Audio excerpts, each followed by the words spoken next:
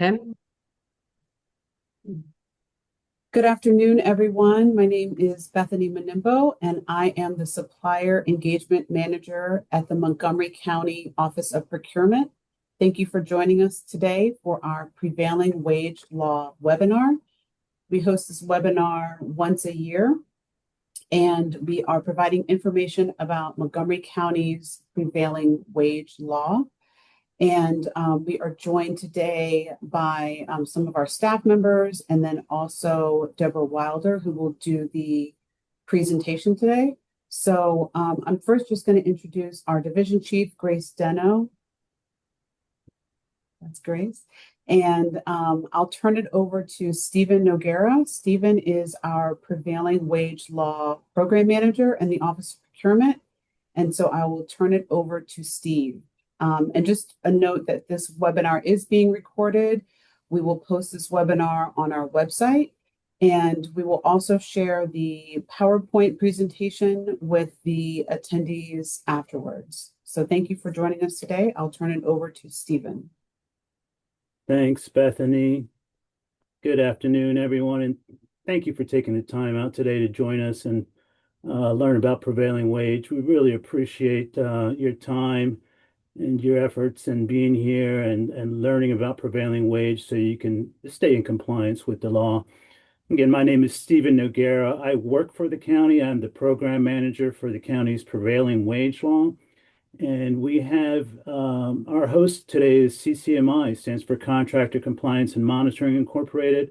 The county hired CCMI to assist in monitoring our construction projects for prevailing wage compliance. And today we have a great presentation by Deborah Wilder, who's the president of Contractor Compliance and Monitoring Incorporated, and has been working for more than 40 years helping contractors around the county understand prevailing wage.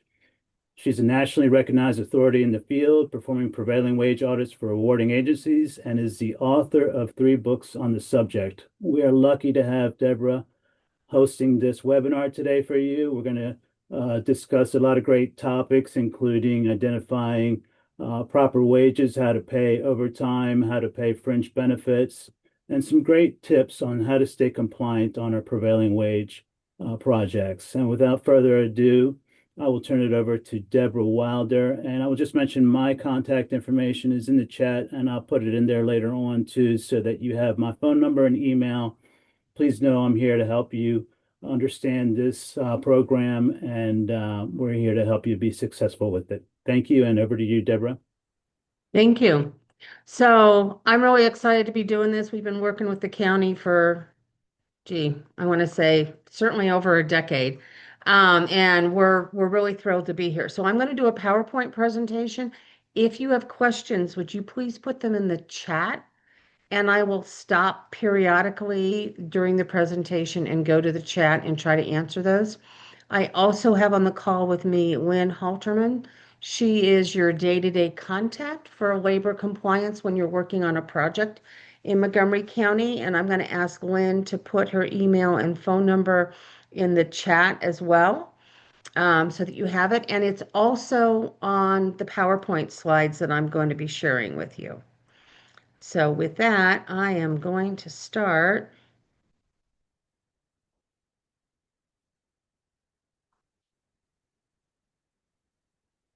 Make sure we can all see the screen. There we go. So we're going to go over prevailing wage requirements. I need to be very clear that I am not a lawyer licensed to practice in Maryland, so this is not legal advice. It is an overview of the county requirements, and if you have specific legal questions, you're going to have to take those directly to an attorney who's licensed to practice in Maryland. So let's give you a little history on how this came about, and then we'll jump right in. So Montgomery County's prevailing wage law was adopted in September of 2008, and they rolled it out July 1 of 2009. And at this point, it requires the payment of prevailing wages on county-funded construction projects in excess of $250,000. So If you have a little project and it's only $50,000, there's no prevailing wage. The threshold is $250,000, but that's based on the prime contractor's contract.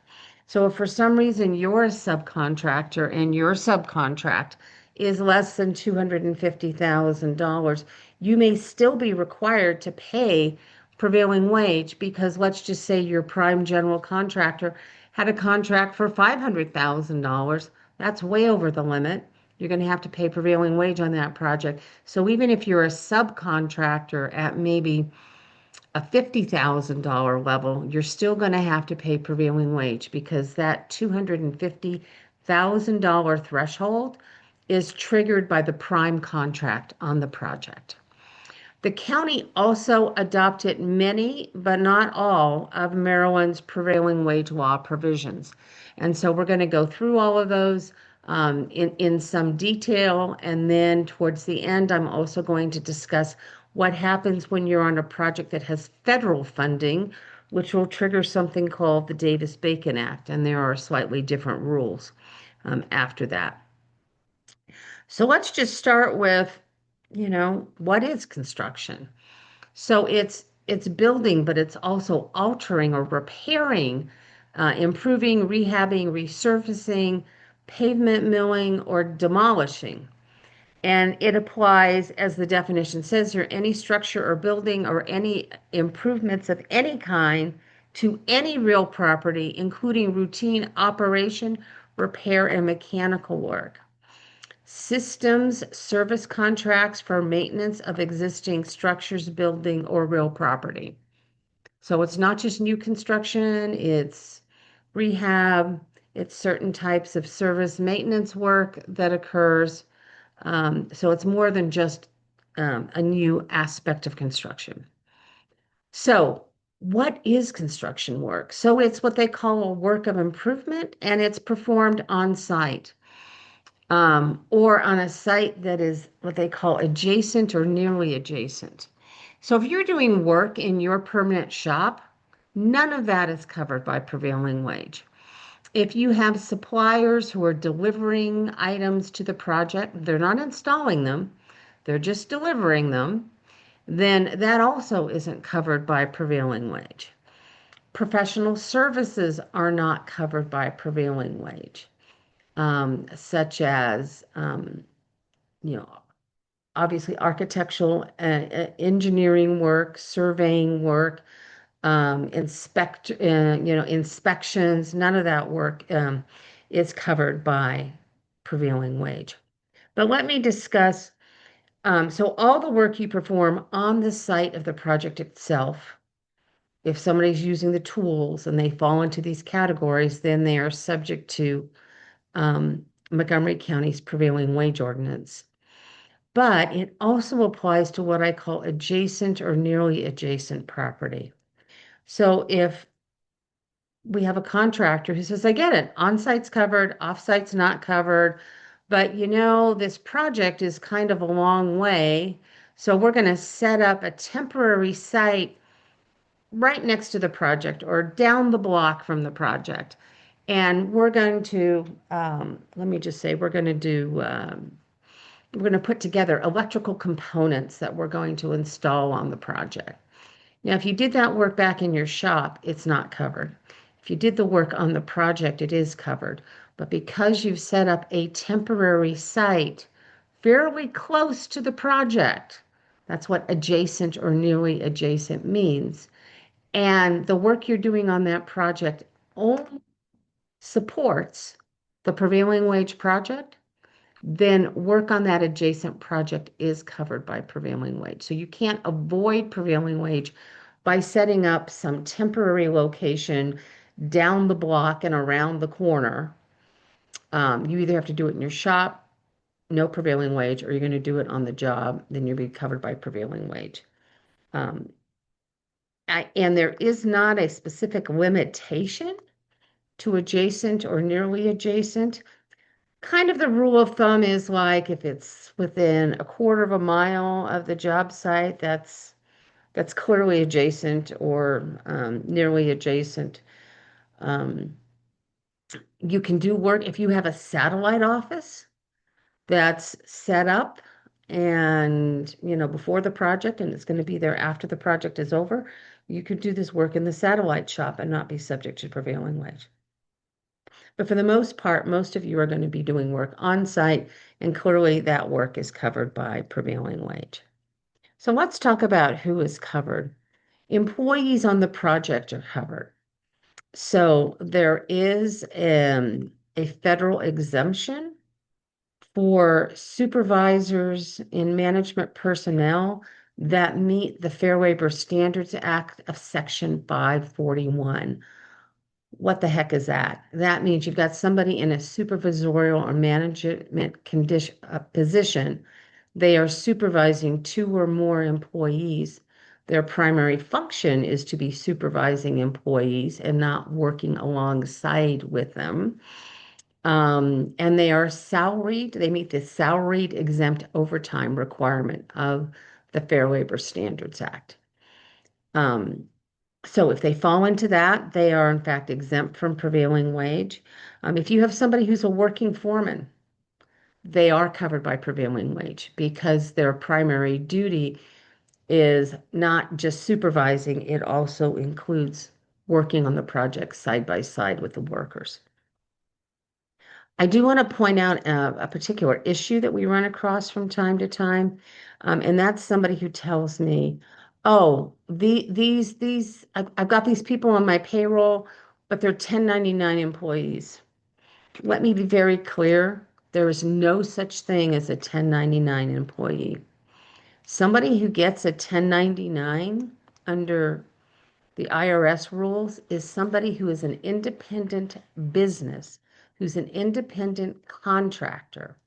You might have part-time employees, you might have temporary employees, but they are in fact employees that you put on your payroll, and you're required to provide state and federal appropriate deductions, payments, etc. So there's no such thing as a 1099 employee. If somebody's getting a 1099, they've got to be an independent business, and they should be filling out their own certified payroll for us. So every once in a while, I have that question. I want to be really, really clear on that particular point. So let's talk about how you get to prevailing wage. So prevailing wage typically has two parts. It has a wage part, and it has some kind of fringe benefit part.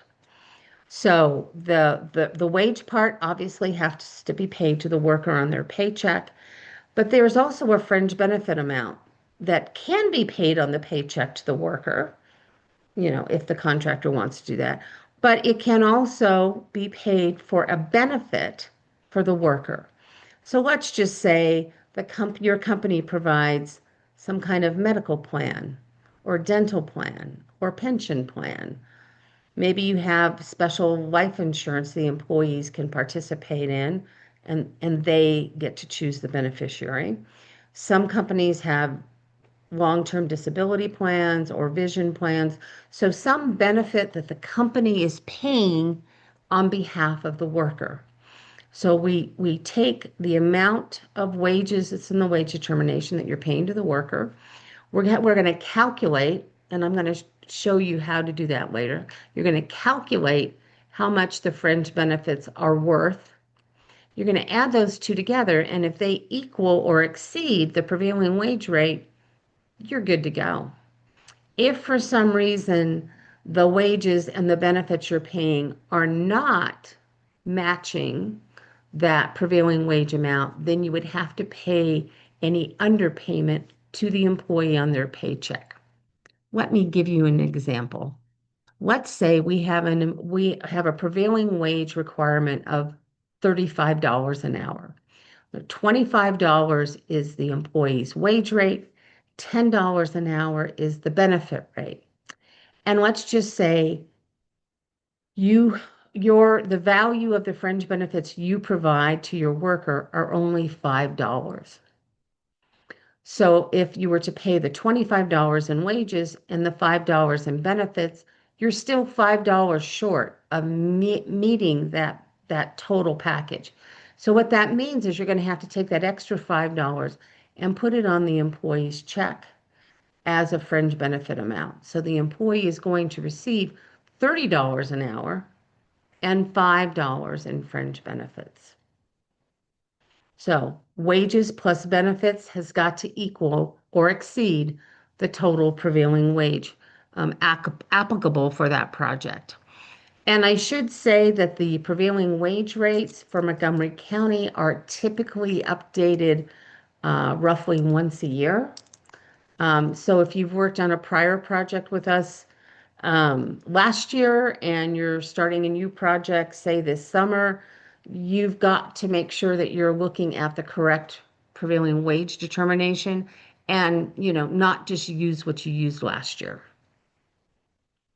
So workers are paid based on the type of work they perform and the type of tools that are being used, not based on job titles or job skills. So let me give you an example. I get hired as a laborer. I show up on the project. I spend the first 2 hours on the project unloading the truck, taking materials to different floors in the building, doing a variety of things that laborers can do. And the superintendent comes over and says, "Hey, we're a little short-handed. I'd like you to go up to the second floor and help with the drywall." Okay, so I go up to the second floor and the working crew up there is installing and taping drywall. So that's what I do. I install and I tape drywall for 4 hours. And the superintendent comes up and says, "Boy, that's the worst drywall installation I've ever seen. You're not going to do any more drywall. We're going to send you over here across the way and we're going to let you do painting work." So at the end of the day, I have to be paid not less than 2 hours of labor's work, 4 hours of drywall work, even though my drywall work really wasn't to the standard the company wanted. That was the task I was performing, and therefore that is the wage rate I will get paid. And then at the end of the day, they had me do some painting for 2 hours, so I have to be paid not less than the painting rate. So if you move your workers to different tasks, there may be different prevailing wage rates that get used for those tasks. So it's super important that you understand that as you're assigning and reassigning work to your workers. You're perfectly okay to have a worker perform in 2 or more different categories. That's fine, but it's incumbent on you to keep track of those and make sure that the correct prevailing wage is paid. So, having said that, sometimes you're looking for a prevailing wage determination and you can't find it. It looks like it's omitted, like it's not even there. We can't even find it anywhere. I'm doing window treatment in this building, and I can't find window treatment anywhere on the wage determination. So you're going to want to contact Lynn at CCMI and Steve Nagara. His phone number's here. He's already put it in the chat, and say, "Hey, I'm doing window coverings. I don't really know what wage rate to use." And Steve will work with CCMI, and I'll tell you right now that window covering is claimed by the carpenters, so you're going to have to pay the carpenter rate for that. If you don't know, if there's no classification, you need to call and clarify that. Labeling somebody just an unskilled laborer is not the default classification. The classification is based on what they're doing, the tasks they're performing, and the tools they're using. And so from time to time, I've had somebody put down a lot of unskilled labor, and I'm going like, "Well, what is this?" And they're going, "Well, we're doing low voltage alarm systems." And it's like, well, that's not unskilled labor. Let's see if we can figure this out for you and be happy to help you with that. So just keep that in mind. If you cannot find what you think you're looking for, please contact Steve, please contact Lynn at CCMI, and let us help you with that process. Let me talk about overtime. I think this is probably pretty familiar for all of you. So when you're working on a prevailing wage project and you're working more than 10 hours in one day, overtime triggers at time and a half. And it triggers at time and a half on the wage rate, not on the fringe benefit. And I have a slide after this to explain it better.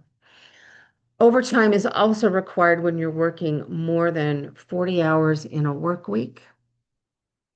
The overtime rate is required anytime there is Sunday work. So even if you're not working on over 40 hours, if you have your crews work on Sunday, they're required to be paid the time and a half rate. And if for some reason you need to work one of these 6 holidays, then your worker is also entitled to work at time and a half. So I have to tell you, Maryland's pretty easy. Montgomery County has said, here are the 6 holidays: New Year's Day, Memorial Day, 4th of July, Labor Day, Thanksgiving, Christmas. Lots of other states and jurisdictions have crazy holidays and they change all over the place. You're really fortunate that here in Maryland and Montgomery County, it's only these 6 holidays that you need to be concerned about. Please check footnotes in case there are specific additional holidays for any of the trades. It will be in the wage determination. So maybe some trades are going to say, hey, we also are going to recognize President's Day or Veterans Day, our typical additional holidays. So do yourself a favor and check those footnotes on that wage determination for your project. Now, let me talk about overtime calculations because you're only going to pay overtime on the base wage rate. So here, the base wage rate is $25 an hour, and the fringe rate is $10 an hour. So you're only going to pay time and a half of the base wage rate. So time and a half of 25 is $37.50, plus I add $10, and that's going to equal a total of $47.50. That's how I'm going to pay my overtime. So a lot of contractors are confused and they think they have to pay overtime on the fringe benefits. You do not. But it's also super important that on your pay stub, you have a separate line for fringe benefits that you're paying on the check. We sometimes use the term cash fringe. And so it's not like you're not paying employees cash like in money, but you're paying the fringe benefit on the paycheck. So you don't want to wrap that fringe benefit amount that's being paid on the paycheck into your wages, because then you're going to have to pay overtime on that. So you should have one line for prevailing wages at $25 an hour and 1 hour of fringe at $10 an hour. Let's just say you don't have any fringe you're paying. So then when you have overtime, you'll have overtime at the $25 rate. So you'll have overtime at $37.50, and you'll still have a fringe benefit amount of $10. You're never going to pay overtime on that fringes so long as you properly document them separately on your pay stub that goes to the worker. Okay. There is one exception to this rule, and that is if the employee's regular rate of pay is higher than the prevailing wage of pay. So let's just say the employee normally makes $30 an hour. So if they're working on this prevailing wage project, they get paid $30 in wages and $5 in fringes to get us to that $35 amount. So when you go to calculate the overtime for this employee who's being paid more, you're going to pay overtime on the wage rate they're making, which is $30 an hour. So overtime of $30 an hour is $45 an hour plus the fringe, and that gets me to $50. So we've got the same project, we've got the same wage determination, but if the employee is making more per hour regularly, you're not going to, you don't get to reduce their wages, and you have to calculate overtime on those wages. So for an employee who's getting paid $30 an hour on a regular basis on the project, their overtime rate is slightly higher than somebody who is not, because you have to use the higher wage rate that the employee is being paid. I'm hoping that's clear. Fringe benefits. Let me move on to, all right, let me move on to fringe benefits. Okay, so fringe benefits, they basically have to be for the benefit of the employee. The employee has to qualify for the benefit. The benefit has to be definite and certain. The contribution must be irrevocably made, and it has to be paid not less than quarterly, and some benefits have to be amortized. Let me go through each of those. So the benefits got to be for the benefit of the employee and or the employee's family. So if your company is paying some or all of a health and welfare premium for the worker or for the worker's family, that's definitely a benefit to the worker. If you require all your workers to wear, fancy red shirts like I got on, and you charge them 50 cents an hour for the cost of the shirts, that's not for the benefit of the employee. That's for your benefit because you're marketing your company. And so that quote benefit would not be allowed. Employee has to qualify for the benefit. So sometimes you have a waiting period on health and welfare, or sometimes you have to be with the company for 6 months or a year before you can participate in their pension plan. So you're going to have to make sure the employee qualifies for the benefit before you claim that as a fringe benefit on behalf of your worker. The benefit has to be definite and certain. And so if I were to go ask an employee, hey, what kind of benefits do you have? They should be able to tell me, oh, I get health and welfare and I get pension. I don't need them to tell me that their copay for a doctor's visit is $50, or when they take their kid to the emergency room, the copay is, $75. I don't need that level of detail, but the employee needs to know and understand what they're getting in their benefits. So it's like, I get health and welfare, I get pension, or I don't get any benefits. Okay. So we need that whatever the benefit is has to be definite and certain. The contributions for those benefits have to be irrevocably made. And what that means is you can't say, oh, I'm going to, you're going to earn 2 weeks vacation a year, but if you leave, you forfeit it all. So if I'm going to forfeit it all, then that is not irrevocably made, and you do not get to claim that as a fringe benefit. Finally, the contributions to whatever plan you're using, whether it's pension or health and welfare or vacation holiday, that has to be, quote, paid not less than quarterly. And then we'll talk about benefit amortization. So, okay, let me start with pension. So pension has to meet the requirements of the U.S. Department of Labor, DOL, and it has to meet ERISA guidelines, which are the rules that govern fringe benefits on a federal basis. There are special, I call them Davis-Bacon pension plans, but they also work within Maryland, and they also work for Montgomery County work.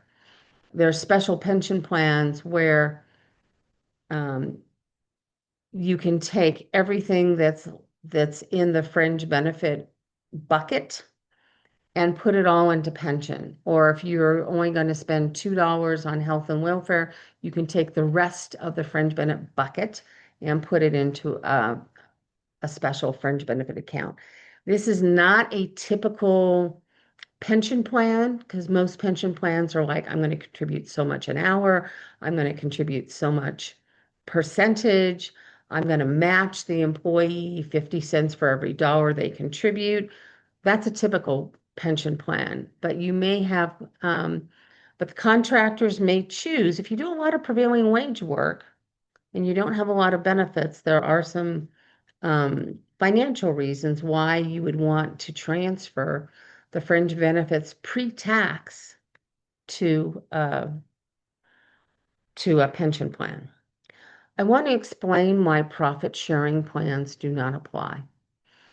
A true profit sharing plan sounds something like this. I have a profit sharing plan, and everybody who is employed with me in the month of December qualifies for the profit sharing plan. And the profit sharing plan is based on the profits that the company makes. So at the end of the year, December 31, I calculate whether or not a profit was made, and then I, the company, decide how much of that money is going to be distributed to my employees. Is every employee going to receive 3% of their compensation as profit sharing? Are they going to receive 10%? Are they going to receive nothing because we didn't make a profit this year? So profit sharing plan under that scenario doesn't qualify for these. It's certainly for the benefit of the employee, but as I sit here today in April, I don't qualify for the benefit, right? I don't qualify for that benefit unless I'm employed in December. And who knows where I'll be employed in December. The benefit has to be definite and certain. Well, we don't know sitting here today. We don't know if the company is even going to make a profit. And if they make a profit, how much of that is going to come back to the employee? So there's no definite and certain here. The contributions, when they're made, will in fact be made irrevocably, and that's fine. But they also aren't being paid quarterly. They're going to be paid once a year, annually at the end of the year. So there's like three different things here that a true profit sharing plan does not meet, and therefore a true profit sharing plan, as I described it, you got to wait to the end of the year. We're going to figure out how much we make, and then we're going to share it with people. Who knows at what rate? Those do not qualify for fringe benefit credit on a prevailing wage project. All right, let me talk about amortization. So this is how you so first off, if you're a union signatory and you're on this call, your union agreement says this is how much you're going to contribute every month to health for every hour worked for health and welfare, pension, vacation, holiday, whatever those items are. If you are an open shop or a non-union contractor and you provide some kind of benefit, it could be life insurance, it could be vision, it could be some other premium that you're paying to a third party. You take that monthly premium, you multiply it by 12 months in a year, you divide it by 2,080, which is the presumed number of hours an employee works in a year, and you get a rate. So let me just give you a quick example on that. So let me just say the part of the health and welfare premium I pay for Joe is $800 a month. So I take 800, I multiply it by 12, and then I divide it by 2,080 hours, and that equals $4.61.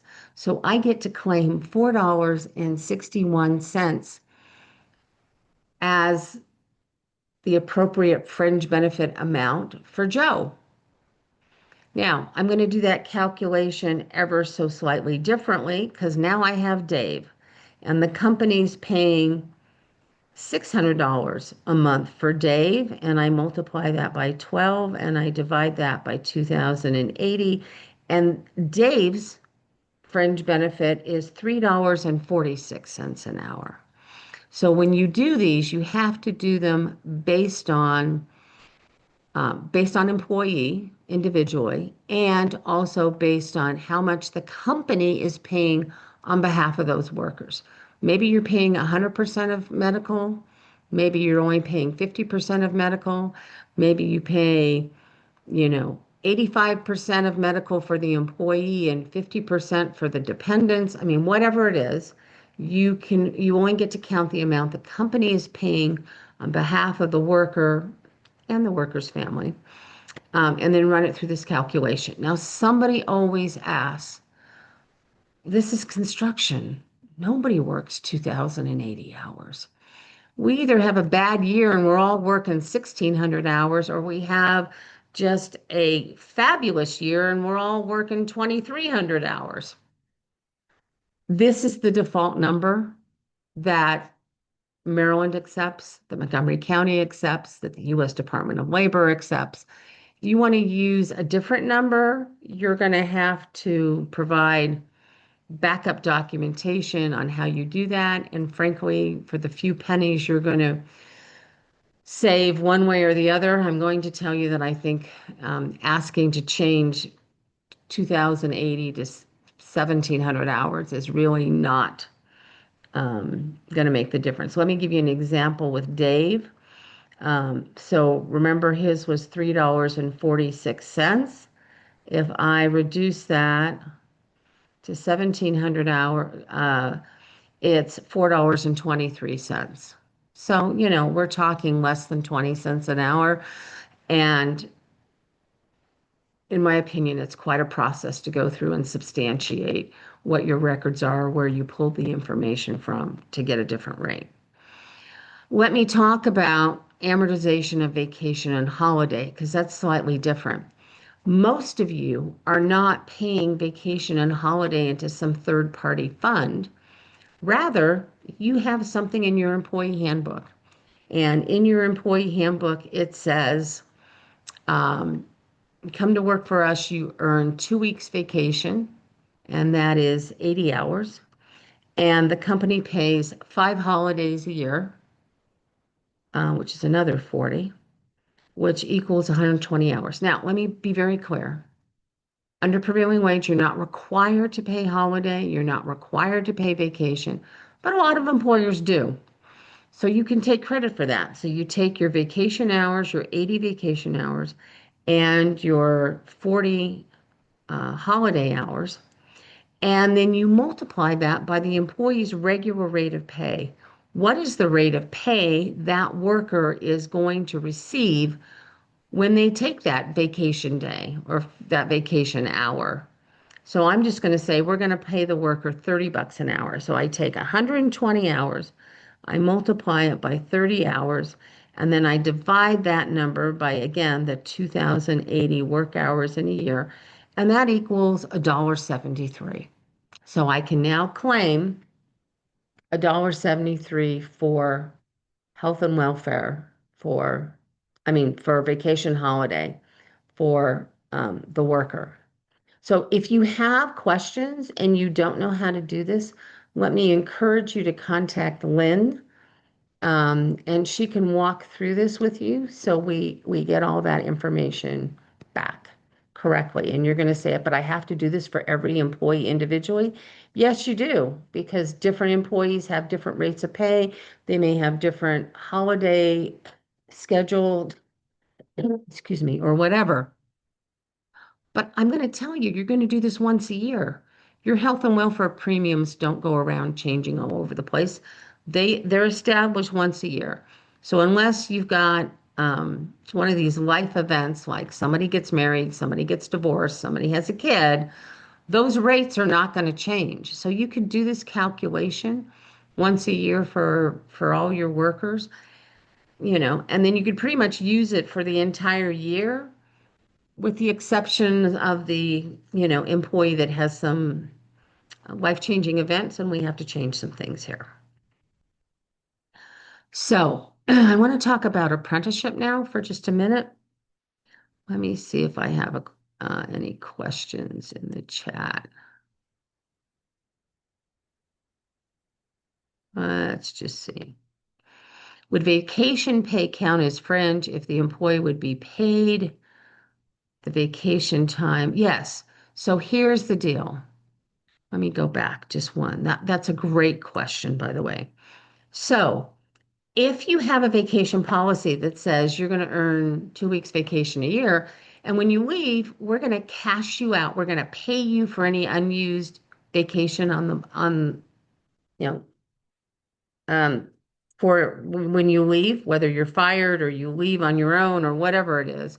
Yes. So if you're going to cash the employee out for vacation, you can in fact count and run that vacation through this calculation.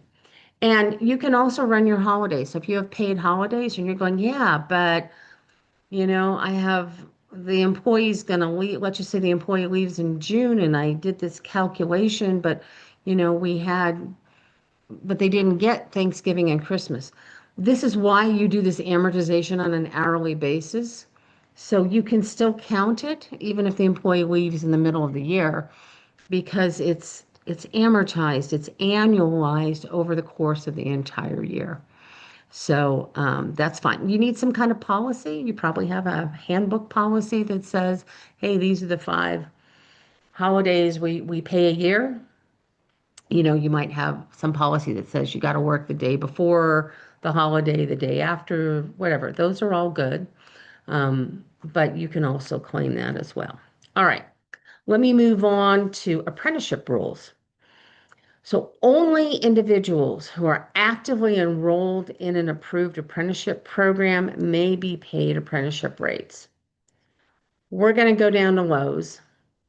We're going to pick up John and say, hey, John, we know you don't know anything about construction. You're going to work on this project today because you don't know anything. We're going to call you an apprentice. We're going to pay you an apprentice rate. John's going, I'm glad, I just need work, whatever. No, you cannot do that. Anyone you pay an apprentice rate to must be actively enrolled in an apprenticeship program. And again, when I use the term actively enrolled, it means they got to be enrolled and going to school. So here's an example that came up on one of the projects. So I got Joey, and Joey has agreed to go into the apprenticeship program. So I hired Joey today. The apprenticeship program starts in June. I put Joey to work today. I have to pay Joey as a journeyman because Joey is not actively enrolled. Now, maybe his name is on the list, but he's not attending apprenticeship class. Now he doesn't get to attend it until June. So he's not an apprentice until he starts attending class. So he's going to get paid journeyman workers up until the time that he is then attending the apprenticeship program. And once they're attending the apprenticeship program, you can pay them that apprenticeship rate. And please be careful that, I understand they have an apprenticeship program, they have a couple weeks break, they have an apprenticeship program, they have a couple weeks break. That's all fine. They also have different levels of apprentice. So when an apprentice typically starts a program, they start at level 1. And then after 6 months, and they have to work so many hours and they have to complete so much of the coursework, then they're advanced to apprenticeship level 2, and there's a slightly higher wage rate and or benefit package that gets paid. And some apprenticeship programs are a year, some apprenticeship programs are 4 years, some have 2, 3, 4 levels, some have 8 levels. Depends on your craft, and it depends on what kind of programs you have. Montgomery County accepts apprentices enrolled in the following jurisdictions: Maryland, Virginia, or Washington, D.C. apprenticeship training councils. If you're working outside of Montgomery County, other jurisdictions may only accept Maryland apprentices. So just keep that in mind. If you're a Maryland contractor, you should be using Maryland apprentices. And again, some counties, the state may accept only Maryland apprentices. So keep that in mind. But when you're working here in Montgomery County, apprentices that come through a Maryland, Virginia, or Washington, D.C. apprenticeship training council are acceptable to the county on their projects. So, apprenticeship is really an on-the-job training program, right? You hire somebody who doesn't know anything, they come on the project and they're hopefully working, elbow to elbow with a trained journeyman, and they're learning everything they need to know about the craft. So, you can't have an apprentice on the project by themselves. There has to be a corresponding journeyman to the apprentice, okay? So if I have, I have an electrician on the project. I have a journeyman electrician on the project, and the journeyman electrician only works 7 hours that day. And I also have an apprentice working on the project that day, and the apprentice works 8 hours. That apprentice can only be paid the apprenticeship rate for the 7 hours because the journeyman was only on the project for 7 hours. That extra hour that apprentice works must be paid at the journeyman rate because they did not have proper supervision. So I'm all for hiring apprentices. Let's do it. Let's train the next generation of workers, but they must be properly supervised by a journeyman in their trade. So you can't have a plumbing journeyman supervise an electrical apprentice. That's not going to work. If you have an electrical apprentice, you need them supervised by an electrical journeyman. There's also ratios. So depending on the program, the apprenticeship program, a lot of programs are 1-to-1. I can have one apprentice to one journeyman. We're all good to go. Some programs say I can have two apprentices to one journeyman. Some programs say I have to have two journeymen before I can have an apprentice. Each program is different, so you have to look at that. I will tell you, when I see a certified payroll that has one journeyman plumber and 5 plumbing apprentices, we have a problem. There's not proper supervision because they're out of ratio. The plumbers allow one apprentice to one journeyman, so 4 of those apprentices aren't being properly supervised under the ratio, and those 4 apprentices will be paid at journeyman rate. So again, if you're going to use apprentices, be familiar with the program and know exactly how many apprentices you can have to how many journeymen. There's no such thing as a pre-apprentice. There's no such thing as a helper. They're either enrolled in an apprenticeship program and attending class, or they're not. And if they're not, they're going to be paid as journeymen. So once again, you can't call somebody a helper or a trainee. They're either an apprentice or they're a journeyman. And the county has clearly stated that you're to employ obviously competent workers and apprentices on your projects. Okay, moving on. The county has a local hiring goal that 25% of all new hires are to be residents of Montgomery County. So let me back that up. 25% of all new hires. So you start working for the county on your first project June 1. And your workforce, maybe a lot of your workforce, lives in Baltimore County or Anne Arundel or Prince George's or someplace else. This percentage does not apply to your existing crew. But if you're going to hire new people on your crew for your project, 25% of them should be residents of Montgomery County. Just keep that in mind. Quarterly reports are required to be submitted, and those reports can be found in LCP Tracker eDocs. So one thing I haven't talked about yet is when you submit your certified payroll, all of that is submitted into a system called LCP Tracker. And in LCP Tracker, there's a place where you put your certified payrolls, and then there's a file called eDocs where you upload additional documentation needed to show, maybe the benefits that are being paid, or obviously these local hiring goal requirements or whatever. So there's this program called LCP Tracker. The county does not accept hard copy certified payroll. LCP Tracker, in my opinion, is super easy to use. There's a variety of other systems out there. It's my opinion that LCP Tracker is the most contractor friendly. And they have all kinds of training, depending on how you learn.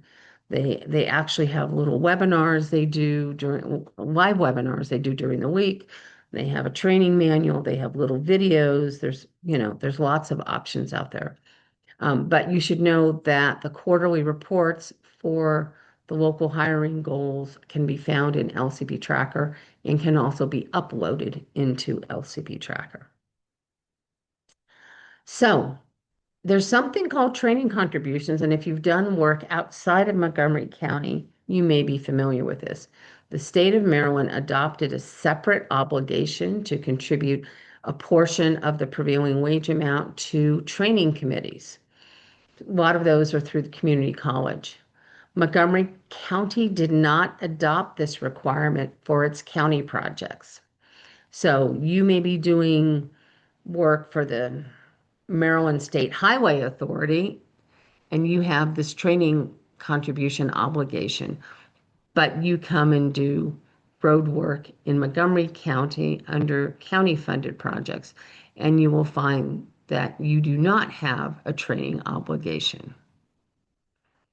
If in fact you are, say, affiliated with a training program, and you want to make a training contribution as part of the fringe benefit. A lot of times when you become affiliated with a training organization, they say, hey, we want 25 cents an hour or 50 cents an hour for all hours worked.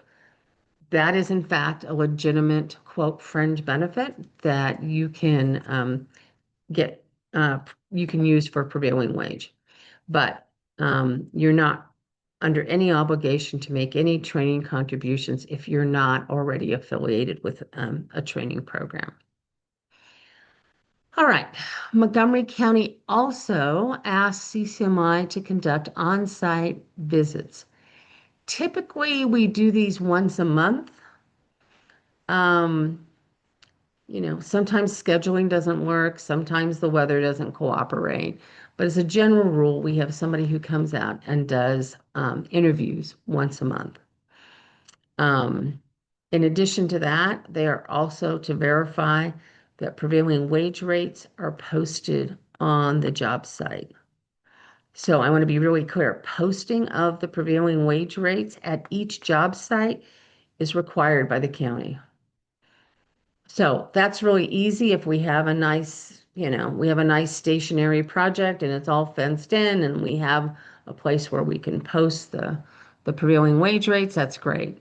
But what if we're on the road? We're on the road and every day we're at a different place along the road for this.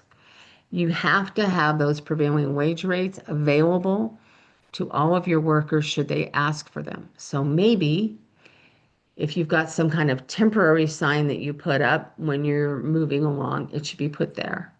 If you don't have that, then you should likely have like a binder with all your other postings that the state and federal government require, in a binder underneath the driver's seat.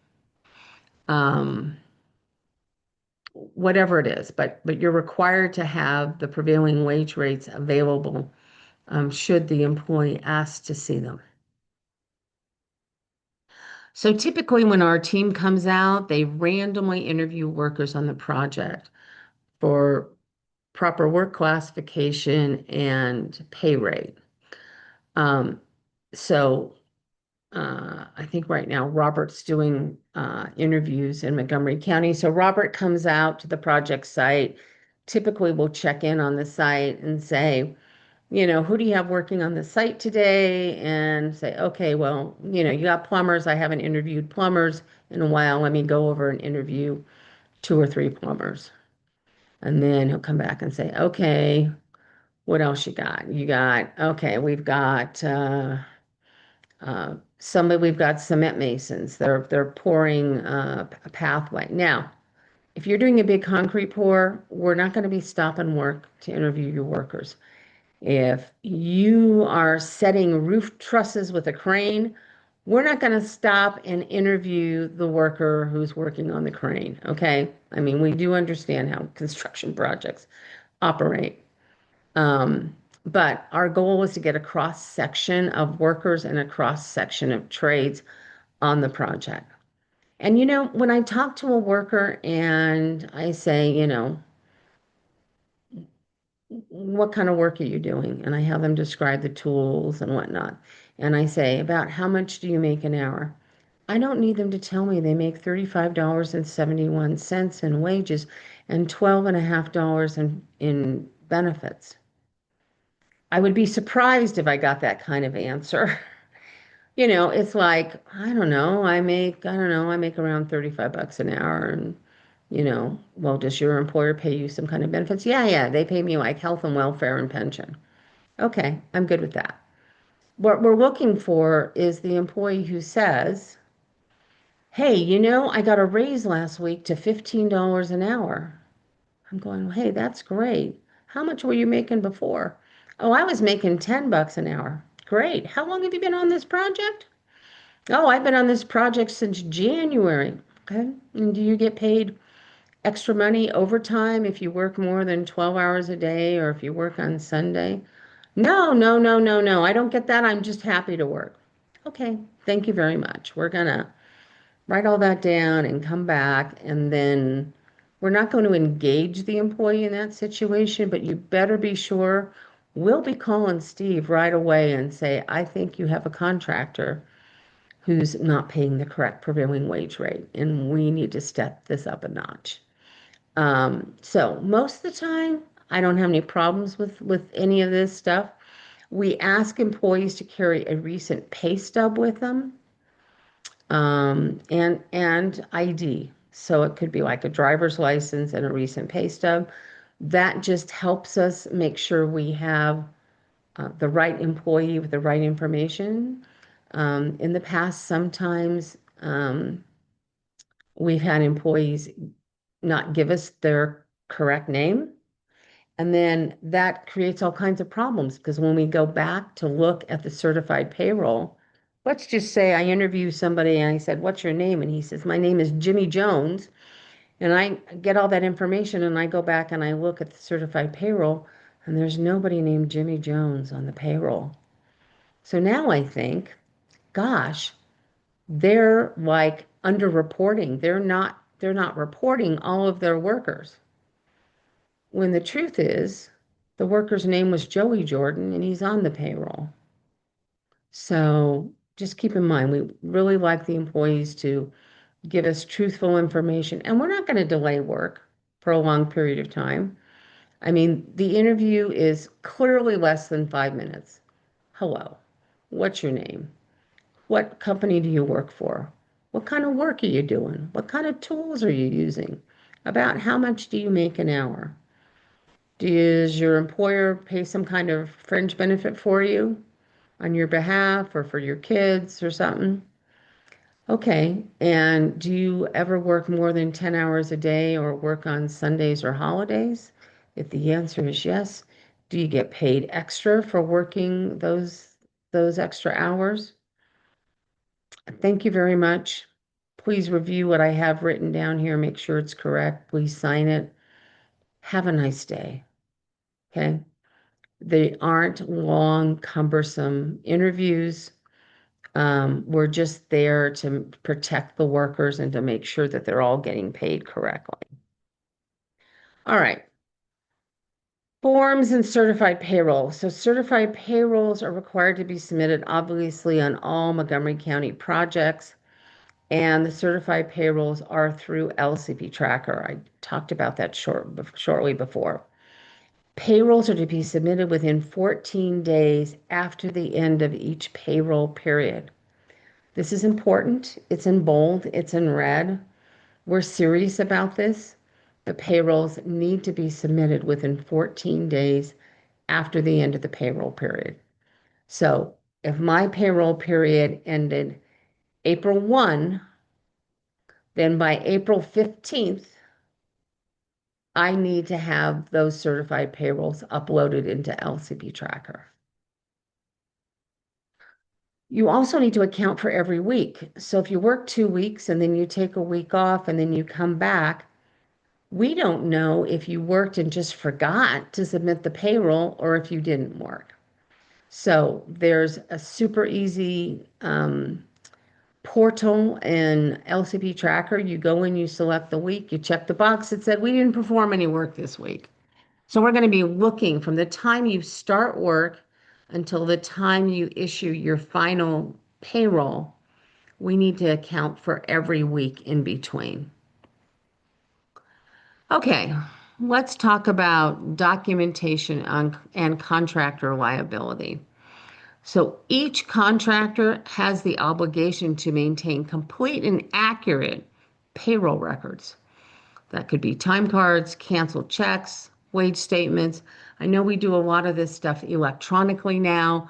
A lot of companies are doing time cards, check in with your phone, check out with your phone, direct deposits, and all of that. But the burden of proof is on the contractor to show that you have accurate time records and accurate payment records. Okay. A contractor will be liable for underpayment of prevailing wages for all of your sub-tier subcontractors. So keep that in mind. If you have a subcontractor and they're not paying their workers correctly, and somewhere during the course of the project they go out of business or they abscond with the money and take off to the Caribbean or for some reason cannot pay their workers, the prime contractor is ultimately responsible for wages paid to all workers, including your sub-tier workers. So if I'm going to talk about liquidated damages in a minute, liquidated damages can be applied to all subcontractors. And when we hold that money, when the county holds that money, it's coming out of the payment from the prime. The county doesn't have a contract with your subcontractors. You do.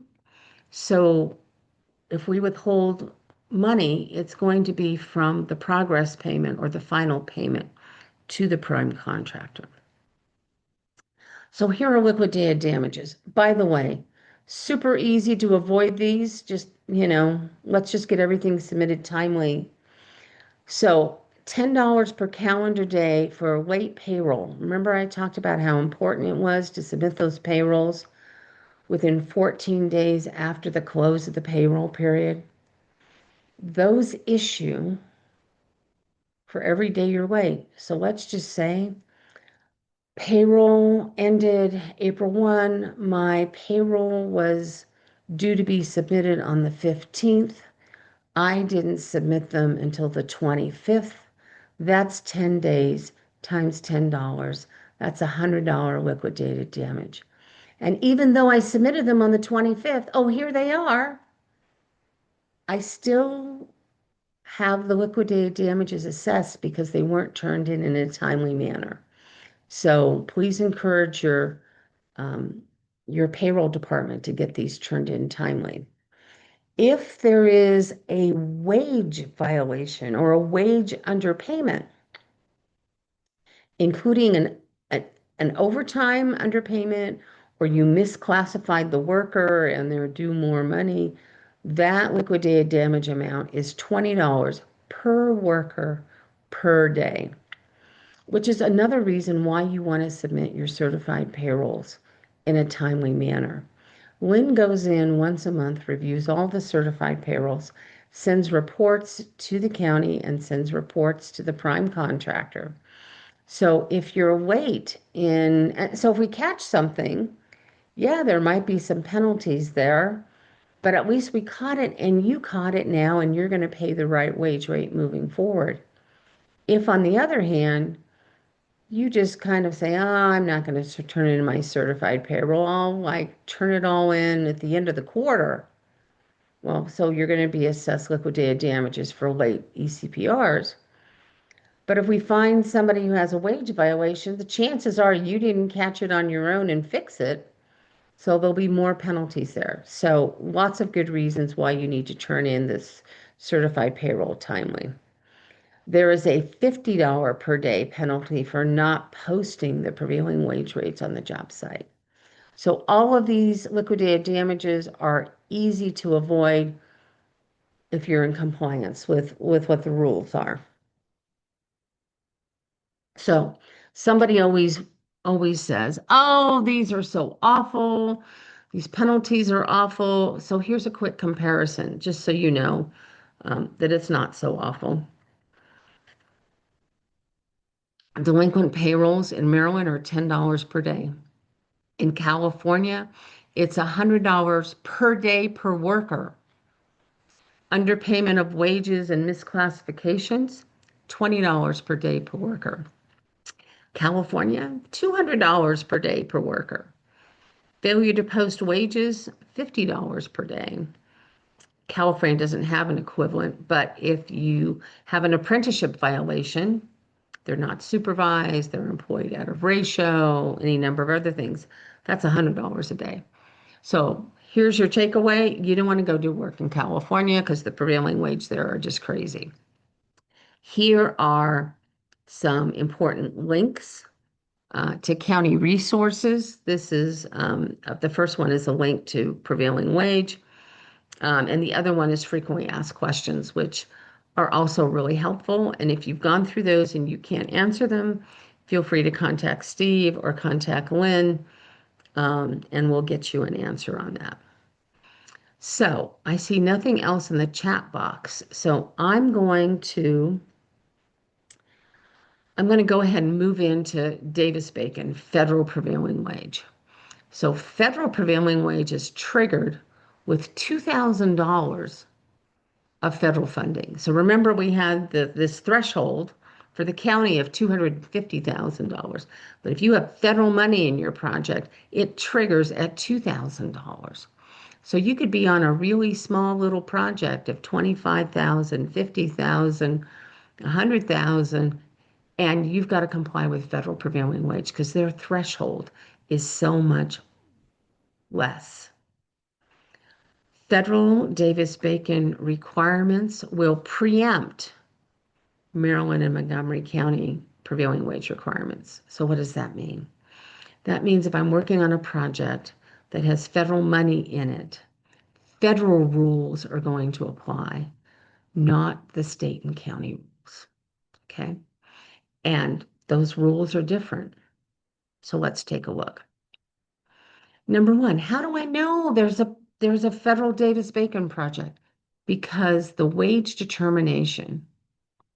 federal wage determination has to be published in the specifications. They have specific language that says, hey, this project is subject to Davis-Bacon prevailing wage. So do yourself a favor, read the whole set of specs. No, don't just go to where you do your takeoffs. Read the whole set of specs, or turn it over to somebody in your office and have them do a word search for prevailing wage, Davis-Bacon. Those words will come up, and now you'll know you're subject to federal Davis-Bacon. The wage rates, the federal Davis-Bacon wage rates, are locked in at the time of bid, so long as the contract is awarded within 90 days. For housing projects, if construction does not start within 90 days, we have to go back and get an updated federal wage determination. still have the contract. And if it impacts your pricing, that's a conversation you're going to have with Steve and the department that let the contract. So, but most of the time, we bid the work, we give a notice to proceed, and we are off to the races. So those wage rates are locked in at the time of bid, and they are good for the life of the project. I don't care if the project is 2 months or 2 years. Those wage rates are locked in for the life of that project. Again, wages are paid based on the classification of work performed, not on job titles, not on what's in a union collective bargaining agreement. Please notice that Davis-Bacon rates and classifications are not identical with Maryland and Montgomery County rates. You have to look at the specific wage determination and classify your workers within those determinations. And again, if you get an omitted classification, you can't find something that fits, contact Steve or Lynn, and we will help you through that process. Some people are a little confused about surveyor work. Surveyor work, all of it used to be covered. Then they issued another memo and said none of it's covered. So now it's only active physical work. So if you have somebody who's doing staking, the little flags you put out on your project, if you're a surveyor, that work is currently covered under federal Davis-Bacon. So again, I talked about omitted classifications. So if you can't find a wage rate, we can ask the U.S. Department of Labor for one. There's a special form called an SF 1444, and we should do it as soon as possible. So if you know that there's some kind of classification that's out there, you get to suggest the wage rate, the fringe rate, and provide a scope of work. And we send that off to the U.S. Department of Labor. They are supposed to respond within 30 days. If they do not respond, then we kind of rattle their cage a little bit and say, hey, we sent this, when are we going to get it back? And usually we get it back in 30 to 45 days. And they'll say one of two things. Yes, we agree with what you proposed. That's great. This is approved. Remember, I talked about window coverings. We don't have any window covering rates. We want a window covering rate. And the Department of Labor comes back and says, great, we approve this rate and this scope of work for window covering. And you're doing this kind of work, you can pay that wage rate. Or they'll come back and they'll say, no, I'm sorry, we're not going to grant you this wage rate because, I'm just giving this as an example, because the carpenters claim this and you're going to have to pay the people doing the window covering work the carpenter rate. So if they tell you no, they will also tell you what classification and wage rate it should be. Okay, here's something that's a little different. If you're working on a federally funded project, you have to cut payroll every week. So I don't know how many of you on the call pay your employees every other week, twice a month, on some kind of different schedule. But if you're working on a federally funded construction project, you have to pay your workers weekly. So take a look at that and see how your payroll system is set up to accomplish that. And somebody says to me, oh, but that's not how we pay our workers. We're just going to pay them the way we normally pay them. And, we're just going to go down this road. True story. I had a contractor who did that. They got caught. They got audited by the Department of Labor, Department of Highway, one of the U.S. departments of whatever. And they said, hey, you didn't pay your workers weekly. You paid them correctly, but you didn't pay them weekly. So you can't do that. You have to pay them weekly because that's what the regulations require. Contractor said, okay, that's great. A year goes by, contractor gets audited again. Never did change their payroll over. They just figured, it's not a big deal. Everybody gets paid correctly. They get paid every other week. What's going on? The contractor got debarred. They got debarred, which means you cannot work on any federally funded project for 3 years. Because the Department of Labor said, look, we told you You agreed, we made you sign this agreement, you said you would do it, and you didn't do it. So now we're going to debar you and not allow you to work on federal projects for 3 years. So paying the wages weekly is a big deal. So if you would, if you're not doing that, please address that. Davis-Bacon also has, it's called CWASHA, the Contract Work Hours Safety Standards Act. It's an overtime requirement for all hours over 40 hours.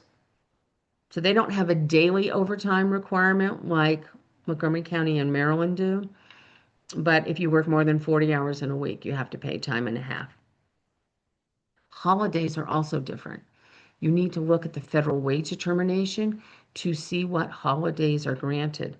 The holiday that I see most contractors not picking up is Veterans Day. Veterans Day is recognized by a lot of the trades. Okay, I'm going to show you this Davis-Bacon overtime rate. I'm going to go through it really quickly because you don't ever want to have to do this, and I'm going to tell you how you can comply and not have to do this. This has to do with accurate record keeping. So if your time card just says, over the course of the week, laborers work 22 hours and carpenters work 25 hours. You don't have that broken out as to who was working in what classification when the overtime occurred. You have to do this crazy weighted overtime thing where you take the 22 hours at the labor rate plus the 25 hours at the carpenter's rate, you add them together, you divide them by the total hours worked, which in this case is 47, and you get this melded rate, $30.32. It doesn't match either the laborers or the carpenters, but for the purposes of overtime, you're going to have to use that to apply the overtime rate. So I have have 7 hours of overtime. I'm going to multiply it by $30.32 times half, because I've already paid them once. I have to pay the other half. And so my overtime is $106.12. Don't do it. Don't do it this way. Your payroll department will go crazy because every week they've got to use a different number based on the number of hours everybody worked to calculate overtime. You can fall under the exception of the melded overtime rate if there's a written policy and it's communicated to the workers before you begin on the work on the project. The policy can just say, we calculate overtime based on the specific task and work classification you perform during those overtime hours. The employee has to agree to the policy. So what I do is I make it part of the employee's onboarding when they come to work for me. It's like, by the way, this is our overtime policy. I want you to read it. I'd like you to sign it, stick it in the personnel file. We are good to go. And then this is the tough part. The employer has sufficient documentation to support this different overtime formula. So your time cards don't say 22 hours as a laborer, 25 hours as a carpenter. It's going to say, we did so many labor hours on Monday, so many labor hours on throughout the week, so many labor hours on Friday. And once I get to my 40 hours, I very clearly have some kind of documentation that shows those overtime hours were worked as a laborer. So maybe that means that some kind of timestamp, card punch, something you do on your phone, but it's incumbent upon the employer, the contractor, to have sufficient documentation to prove what craft and how much time was performed by that worker in that classification for overtime purposes. It's not a heavy lift, but it is something that does require your attention. Okay, Davis-Bacon apprentices, very, very similar to the other apprentices. Again, individual has to be actively enrolled in a state-approved apprenticeship program. They must be employed in a proper ratio. They must be properly supervised, and there are no pre-apprentices. So the rules we're using for Maryland apprentices are nearly identical to the federal apprenticeship rules. This is the federal Davis-Bacon poster. This poster needs to be posted on every federal construction project. Now, you can all decide. The prime can post it, one of the subs can post it. We don't need everybody posting it, but it's got to be posted on the project. Excuse me. And one of the most important things to do is right here, this big box. You need to put in there who the worker can contact if they have a prevailing wage question. So it could be Steve Nagara and his email and phone number. It could be CCMI, Lynn Halterman, her email and phone number, so that the worker knows if they have a question, they can email or call up, either Steve or CCMI and get their questions answered. Now, I do want to say most of the questions that we get asked are pretty simple and they're easily answered, and there's no like huge violation there. I mean, employers are going like, I don't understand. I'm doing this. I worked on this other project and I got paid this rate, and now I'm working on this project and I'm getting paid this other rate. How does that work? And it might be different counties, different wage determinations, all very innocent stuff. Nobody's gonna, file, federal complaints or anything, but employees get confused because, prevailing wage can change county by county across the entire United States. So it's not unusual that we'll get a question or two or three. So, and of course, if the worker calls up and, says, hey, I've been working 60 hours a week and I never get any overtime, well, that's a different story. And we're going to have to come back and ask for some more records and do some other things. But most of the time, the questions are easily answered. But this is required. It comes in English and it comes in Spanish. So you can just Google Davis-Bacon employment poster and it will pop up on the screen and you can print it out on 8.5 by 11 paper and, English or Spanish. Those are the only two languages it comes in. And you just post it on the project. But please remember to do that. And you're required to post the federal prevailing wage rates.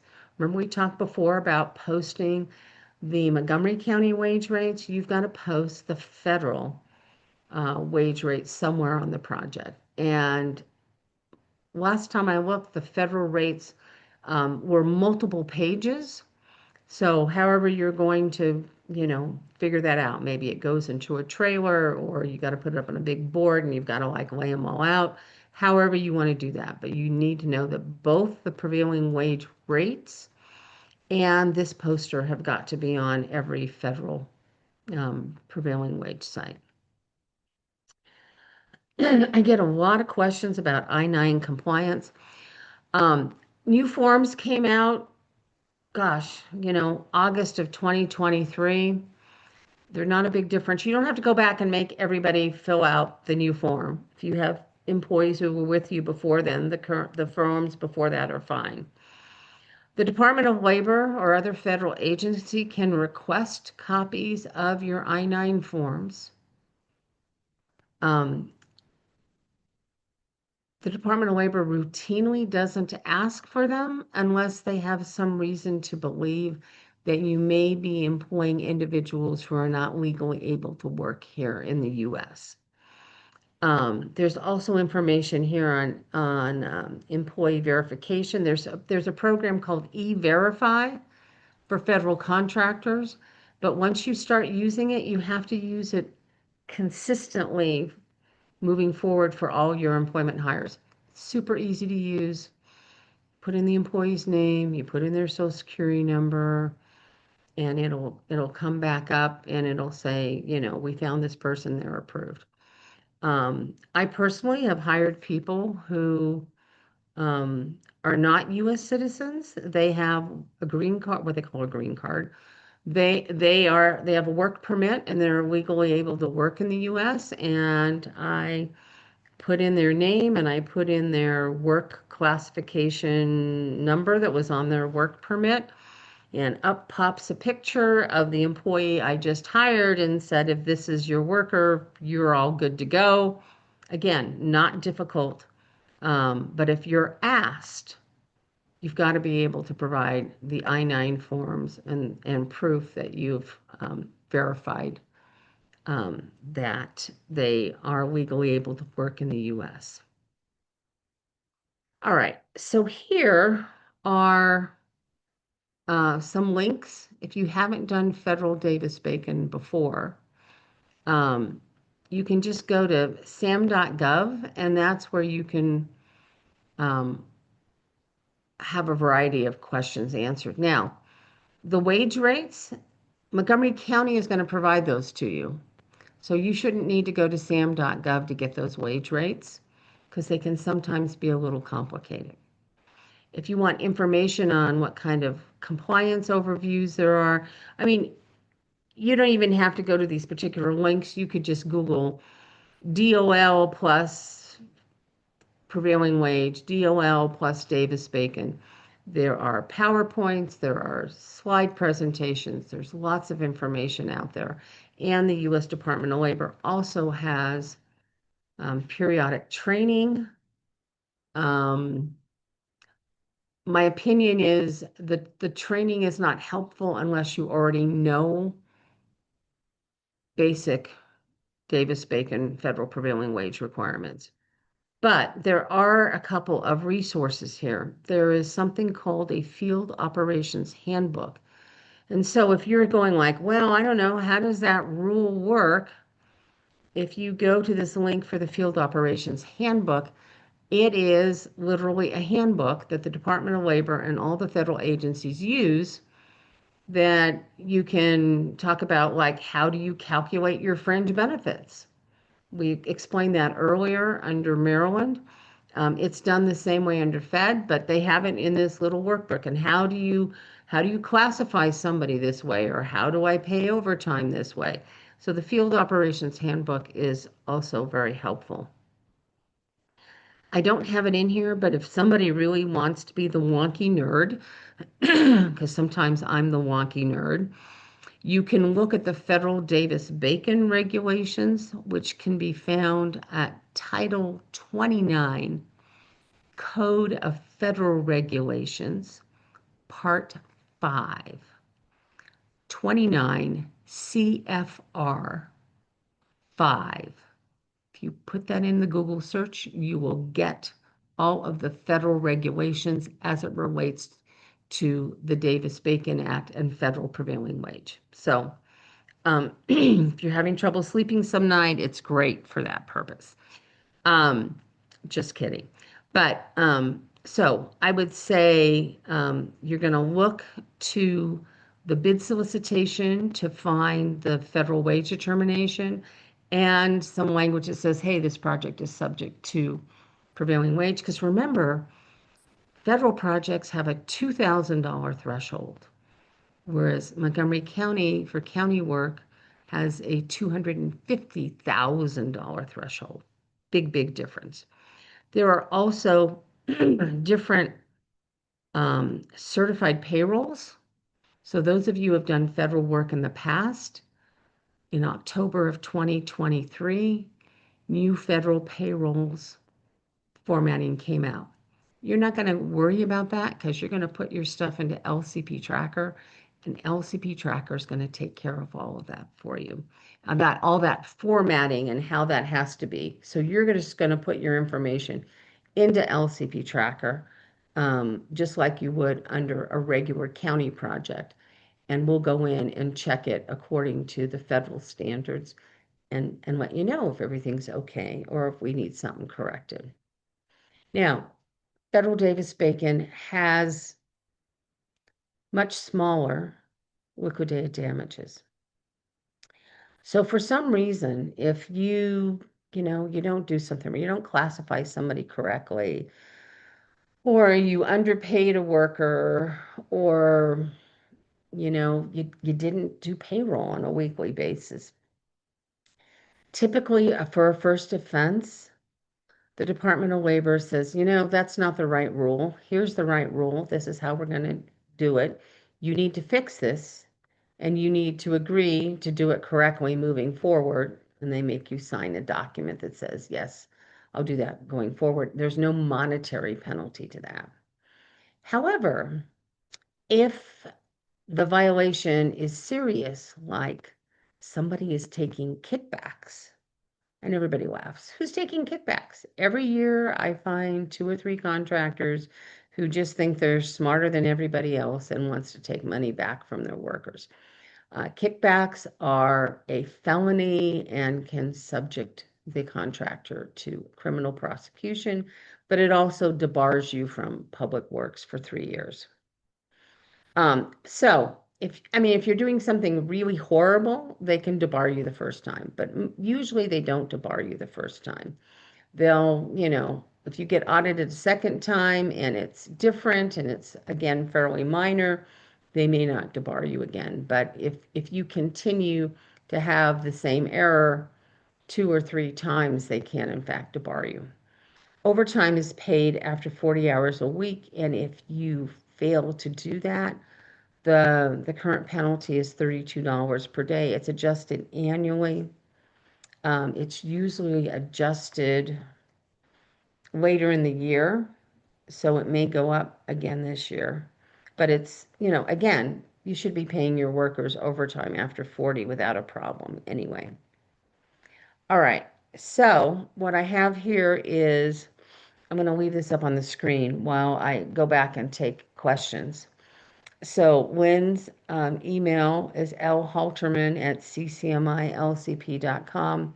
That is her direct business number. Jessica Finau is her supervisor, but Jessica's not in your project every day. So only if you've tried to reach Lynn and you can't get a good answer, chances are Lynn's already called Jessica to try and help you out on that. But if not, there's Jessica's, and then mine is beyond that. But your first call, your first email should be to Lynn or to Steve, so that we can get all of your questions answered and whatnot. So I'm going to go to the chat now, and I am going to answer questions. And let me suggest if any of you have more questions to ask, because I still have another 20 plus minutes to answer your questions. So I'm going to stop sharing. And I'm going to go to chat and let's just see what's here.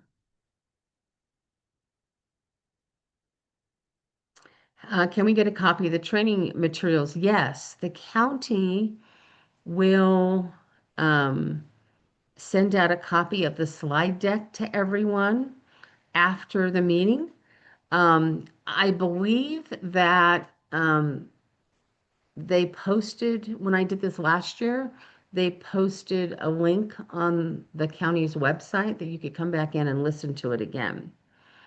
Can I explain who is responsible for posting a copy of the prevailing wage on the project site?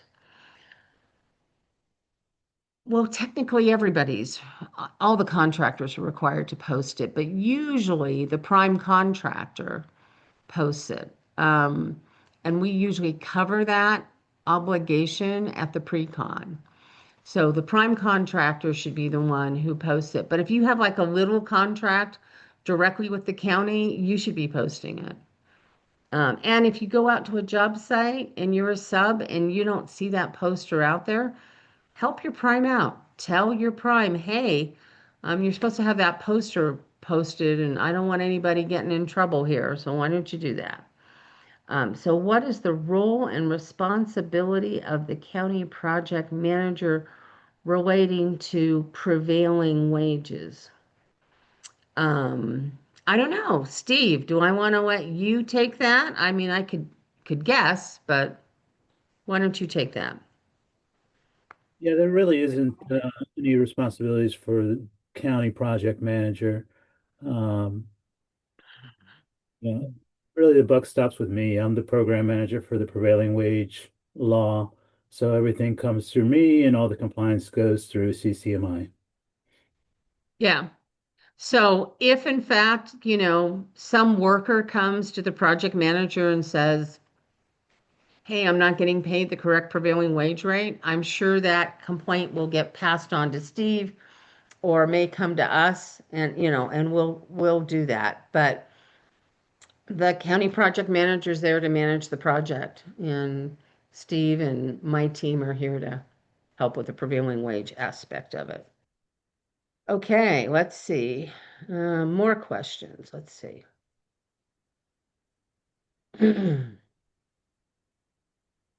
Um, I've heard about this class through an email. Is there a way I can get something to document my attendance? Hmm. I don't know. We don't track that.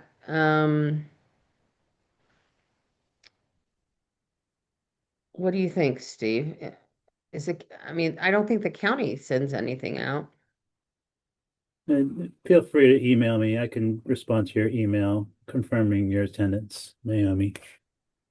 Okay, that would be great. Thank you. All right. All right. I don't have a lot of questions. Steve, so for those of you on the screen, you can see Lynn. Lynn, wave at everybody. There we go. Remember, she's your first contact with your prevailing wage project. And I'm happy to stay on and answer some more questions. Um, or I'm going to let people get back and save 20 minutes of their day. Thank you, Deborah. Thanks for the presentation. Right. Thank you. Have a good afternoon. Thanks, everyone. Thanks for attending.